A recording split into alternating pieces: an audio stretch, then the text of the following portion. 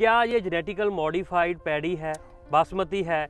कैसे आपने तैयार किया, क्या छेड़छाड़ की है आपने? बहुत अच्छा प्रश्न आपने किया प्रगट जी, क्योंकि इस बात को लेकर के बहुत सारी भ्रांतियाँ किसानों के बीच में फैलाई जा रही हैं कि ये हर्बिसाइड टॉलरेंस किस्में जो हैं जेनेटिक मॉडिफिकेशन के द्वारा विकसित की गई हैं। ऐसा बिल्कुल नहीं है। ये किस्में जो हमारी परंपरागत प्रजनन की विधि है, जिसमें एक विधि होती है उसको हम म्यूटेशन ब्रीडिंग बोलते हैं।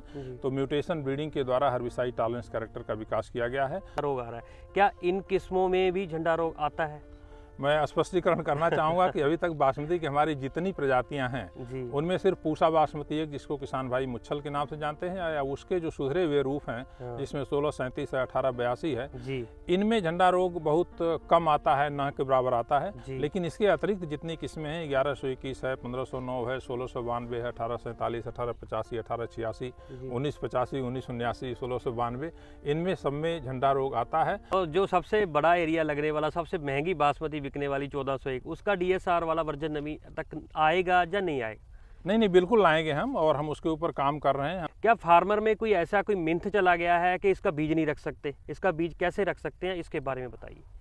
ये दोनों किस्में हैं, इनका बीज अपनी फसल से प्राप्त जो बीज है उसको अगले साल बिजाई के लिए प्रयोग कर सकते हैं। कोई इशू नहीं है, कोई इशू इसमें नहीं है।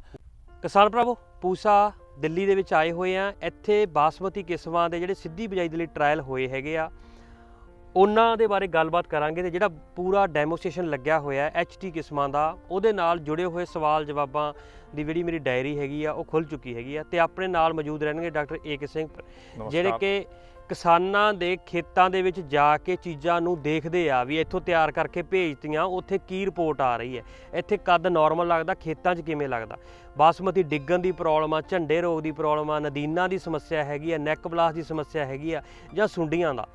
ਆਪਾਂ ਇਹਨਾਂ ਨੇ ਝਾੜ ਕਿਸਮ ਤਿਆਰ ਕੀਤੀ ਹੈ 19-20 ਕੁਆਂਟਲ ਵਾਲੀ, ਤੁਸੀਂ ਝਾੜ ਲੈ ਰਹੇ ਹੋ 25 ਕੁਆਂਟਲ, ਪਰ ਤੁਸੀਂ ਖਰਚੇ ਬਹੁਤ ਵਧਾਏ ਹੋਏ ਆ। ਅੱਜ ਇਹ ਵੀਡੀਓ ਦੇ ਨਾਲ ਤੁਹਾਨੂੰ ਕਾफ़ी ज़्यादा ਜਾਣਕਾਰੀਆਂ ਮਿਲ ਜਾਣਗੀਆਂ। ਸਰ ਸਤਿ ਸ਼੍ਰੀ ਅਕਾਲ ਜੀ। सत श्रीकाल, नमस्कार, आपको बहुत बहुत धन्यवाद, और क्रॉप इन्फॉर्मेशन को और प्रगट जी को मैं धन्यवाद देता हूं कि ये समय निकाल कर हमारे पास आए। जी सर, सवाल लंबे हैं जी, वीडियो हम लंबी ज़्यादा नहीं करेंगे। जो ये पूरा ट्रायल लगा हुआ है DSR के लिए, आगे आने वाले समय में सरकार और आपका ये इंस्टीट्यूशन भी DSR के लिए बहुत यत्न कर रहा है, तो इस ट्रायल के बारे में थोड़ी संक्षेप इन्फॉर्मेशन दीजिए। प्रगट जी, जैसा कि आप जानते हैं, जब हम धान की सीधी बिजाई करते हैं तो इसके 3 प्रमुख फ़ायदे हैं। पहला फ़ायदा यह है कि इसमें पानी की बचत करीब 30 से 35% की होती है। दूसरा फ़ायदा, जो धान की रोपाई में खर्च करीब 4,500 रुपये 1 एकड़ का आता है, उसमें बचत होती है। और तीसरा फ़ायदा, जो ग्रीन हाउस गैस का उत्सर्जन होता है उसमें काफ़ी कमी आती है, 30-35% कमी आती है। तो इन सारे फ़ायदों को देखते हुए धान की सीधी बिजाई हमको करना बहुत ज़रूरी है आगे आने वाले दिनों में, अगर हमको अच्छी ज़मीन, अच्छी जलवायु और जल अगली पीढ़ी को सौंपना है। उसी बात को ध्यान में रखते हुए हम लोगों ने ये शोध किया है, जिसमें 2 किस्में बासमती की, पूसा बासमती 1985 जो 1509 का सुधार करके बनाई गई है, और पूसा बासमती 1979 जो कि 1121 का सुधार करके बनाई गई है। इन दोनों किस्मों में हर्बिसाइड टॉलरेंस कैरेक्टर है।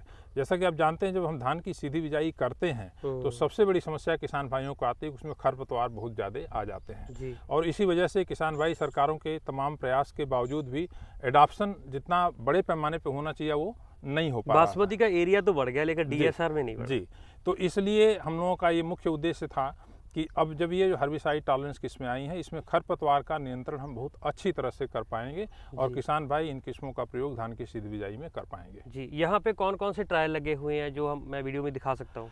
तो इसमें जैसे कि मैंने बताया कि एक तो पूसा बासमती 1985 जो कि 1509 का सुधार करके बनाई गई है, उसको लगाया है हमने, और पूसा बासमती 1979 जो 1121 का सुधार करके बनाया गया है उसको लगाया है। और एक सबसे बड़ी अच्छी बात मैं आपको बताऊंगा, इस पूरे प्लाट के सबसे शुरू में हमने वहाँ पर 1509 लगाया था, उसकी सीधी बिजाई की थी, और उस खेत में हमने हाथ से खरपतवार भी नहीं निकाला है।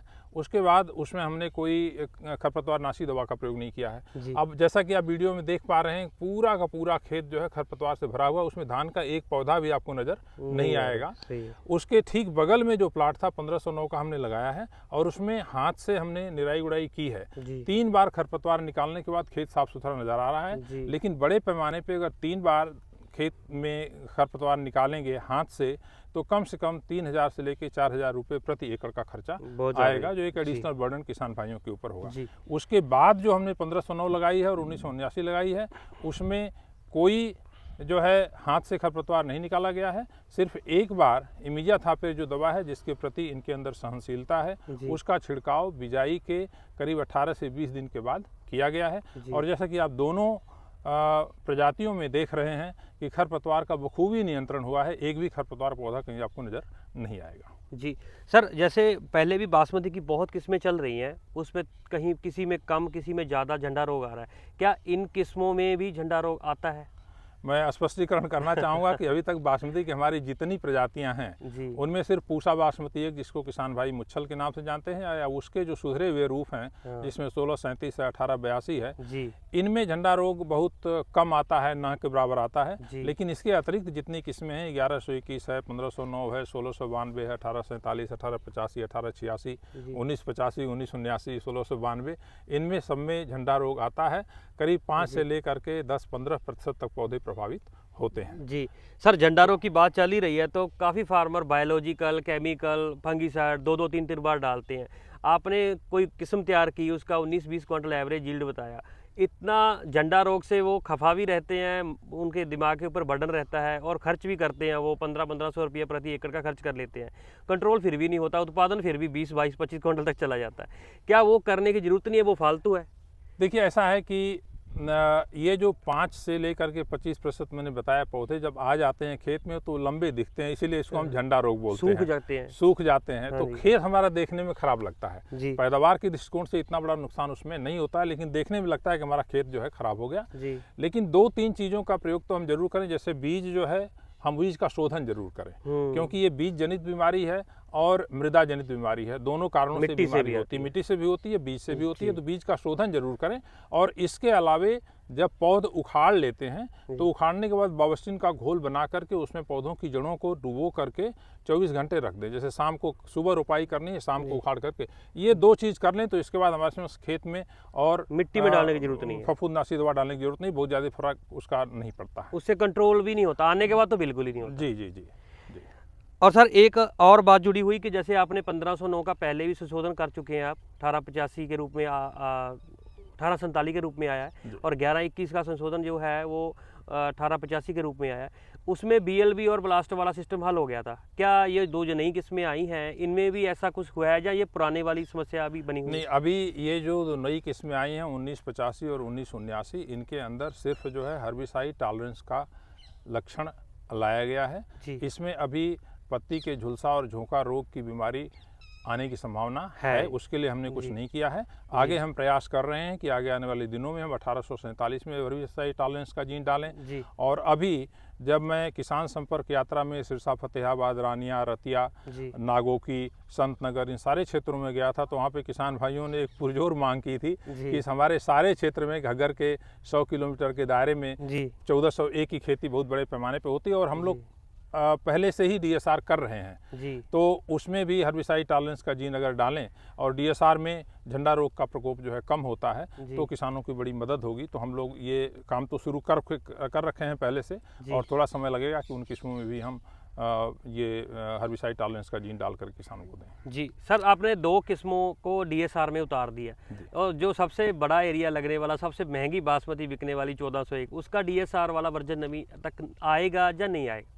नहीं, बिल्कुल लाएंगे हम, और हम उसके ऊपर काम कर रहे हैं। हमने उसमें हर्बिसाइड टॉलरेंस का जीन डालने का काम हमने शुरू कर दिया है। तो आगे आने वाले दिनों में 1-2 वर्ष लगेंगे, उसमें परीक्षण का समय लगता है 3 साल का, तो उसके बाद फिर हम इसको देख पाएंगे। सर, इस इंटरव्यू का लास्ट आखिरी और बहुत ज़रूरी सवाल, इसको थोड़ा आप जितना लंबा करके बता सकते हैं आसान भाषा में बताइए, क्या ये जेनेटिकल मॉडिफाइड पैडी है, बासमती है, कैसे आपने तैयार किया, क्या छेड़छाड़ की है आपने? बहुत अच्छा प्रश्न आपने किया प्रगट जी, क्योंकि इस बात को लेकर के बहुत सारी भ्रांतियाँ किसानों के बीच में फैलाई जा रही हैं कि ये हर्बिसाइड टॉलरेंस किस्में जो है जेनेटिक मॉडिफिकेशन के द्वारा विकसित की गई हैं। ऐसा बिल्कुल नहीं है। ये किस्में जो हमारी परंपरागत प्रजनन की विधि है, जिसमें एक विधि होती है उसको हम म्यूटेशन ब्रीडिंग बोलते हैं। तो म्यूटेशन ब्रीडिंग के द्वारा हर्बिसाइड टॉलरेंस कैरेक्टर का विकास किया गया है और ये परंपरागत तरीके से इन किस्मों का विकास किया गया है। इसमें कोई जेनेटिक मॉडिफिकेशन का प्रयोग नहीं किया गया है। तो किसान भाई इसकी तरफ से बिल्कुल निश्चिंत रहें और उन लोगों को भी मैं ये सुझाव देना चाहूँगा और हाथ जोड़ के उनसे विनती करना चाहूँगा कि जब भी इसके बारे में बात करते हैं तो इस तरह की भ्रांतियाँ न फैलाई जाएं, क्योंकि ये किसानों के हित के लिए हम जो कार्य कर रहे हैं किसानों के हित के लिए कर रहे हैं। सर, ये जो HT वैरायटियाँ हैं ये काफ़ी कंपनियां भी मार्केट में ट्रायल लगा चुकी हैं, आगे आने वाले समय में देंगी। क्या फार्मर में कोई ऐसा कोई मिथ चला गया है कि इसका बीज नहीं रख सकते? इसका बीज कैसे रख सकते हैं, इसके बारे में बताइए। ये दोनों किस्में हैं। इनका बीज अपनी फसल से प्राप्त जो बीज है उसको अगले साल बिजाई के लिए प्रयोग कर सकते हैं। कोई इशू नहीं है, कोई इशू इसमें नहीं है। सिर्फ इतना जरूर ध्यान रखना है कि आप खेत में ये देख लें जरूर कि कहीं कोई ऐसे, और अपने पूरे खेत में जैसे मान लीजिए आपने 5 एकड़ में लगाया है तो 100 स्क्वायर मीटर या 200 स्क्वायर मीटर का एरिया छांट करके कोई पौधा जैसे लगता है कि बाकियों के कंपैरिजन में थोड़ा बहुत अलग दिख रहा है तो उसको निकाल के बाहर कर लें और उसी क्षेत्र से बीज के हिस्से से जो है बीज के लिए आगे साल प्रयोग करें। हमने बीज इसकी लाइसेंसिंग कंपनीज को की है, वो भी बीज बना के बेचेंगे, लेकिन किसान अपना बचा हुआ बीज प्रयोग करना चाहते हैं तो वो कर सकते हैं, उसमें कोई दिक्कत नहीं है। किसान भरावो, ਸਿੱਧੀ ਬਿਜਾਈ ਲਈ ਆਈਆਂ ਹੋਈਆਂ ਕਿਸਮਾਂ ਦੇ ਨਾਲ ਜੁੜੇ ਹੋਏ ਮੈਨੇ 5 ਵੱਡੇ ਸਵਾਲ ਸਰ ਨੂੰ ਕੀਤੇ ਹੈਗੇ। ਉਹਨਾਂ ਦੇ ਜਵਾਬ ਉਹਨਾਂ ਨੇ ਬਹੁਤ ਆਸਾਨੀ ਭਾਸ਼ਾ ਦੇ ਵਿੱਚ ਦੱਸੇ ਹੈਗੇ ਆ। ਤੁਸੀਂ ਇਸ ਵੀਡੀਓ ਨੂੰ ਹੋਰ ਕਿਸਾਨਾਂ ਤੱਕ ਵੀ ਸ਼ੇਅਰ ਕਰਕੇ ਸਾਡੀ ਇਸ ਵੀਡੀਓ ਦੇ ਵਿੱਚ ਹਿੱਸਾ ਪਾਓ। ਸਰ, ਤੁਸੀਂ ਸਮਾਂ ਕੱਢਿਆ, ਬਹੁਤ ਬਹੁਤ ਧੰਨਵਾਦ। ਬਹੁਤ ਬਹੁਤ ਧੰਨਵਾਦ ਪ੍ਰਗਟ ਜੀ, ਆਪਕੋ। Thank you.